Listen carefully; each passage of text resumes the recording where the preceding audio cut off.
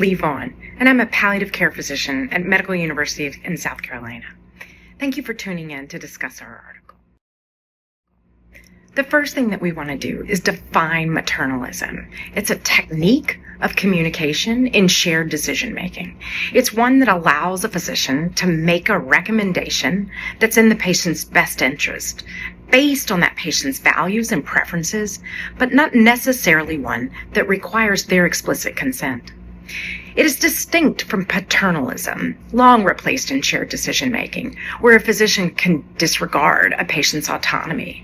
And it's different from exclusive patient autonomous decision-making, where a patient may make a decision without any physician input at all. We illustrate this communication technique with a case presentation of a 600-day stalemate. We describe a lengthy hospitalization of a patient following a CABG who had post-op complications, which resulted in his being trach-dependent, requiring dialysis with poor neurologic status. Essentially, he was too ill to leave the hospital, and in the state where we practice, had no options for discharge. Despite multiple meetings with the surrogate, the patient's daughter had continued to request to the teams that they do everything. We outlined that there were 3 components which allowed eventual resolution. The first was the palliative team involvement.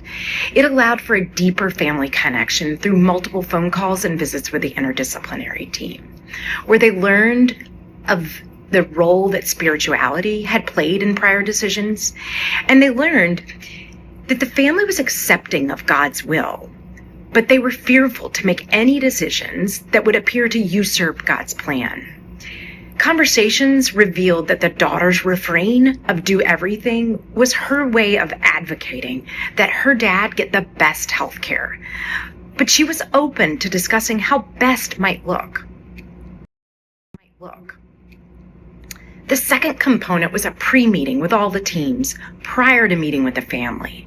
Here, we reached a consensus of what would be offered, and then we mapped out a very specific plan. Because the palliative team had recognized that any request to the family to make a decision felt analogous to them, to their playing God, they offered instead the approach of no escalation of care, rather than asking them to withdraw existing care. And so one example would be when oxygen saturation declined, as it had done previously, morphine, mucolytics would be offered, but not mechanical ventilation. So inevitable complications would result in comfort measures. However, hemodialysis and tube feeds were essential, and they had been non-negotiables with the family in previous conversations, and so they were continued. And so to some, maybe while providing hemodialysis but not mechanical ventilation, that might seem contradictory.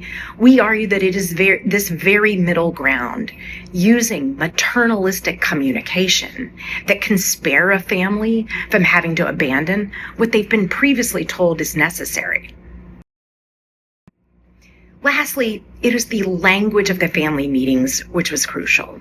So these were carefully chosen phrases from serious illness communication guidelines. So best healthcare was defined as dignified care of skin care, mouth care, pain management, not necessarily equating best with aggressive.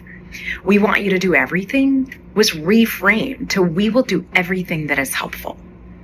Family made statements of hope and even insistence that their loved one was going to be healed despite all odds. And those expressions were met with support as hope statements, not equated with denial or a poor understanding of prognosis. So lastly, this allowed for resolution, and the patient did decline, but because of the agreement of no escalation of care, an emphasis on comfort measures, he passed away without returning to the ICU and without further conflicts with staff. The family was confident that we had done our best and that the rest had been in God's hands. In summary, it was essential to utilize shared decision-making and maternalism to navigate this middle ground, rather than only offering up dichotomous choices of aggressive care or comfort care. Thank you.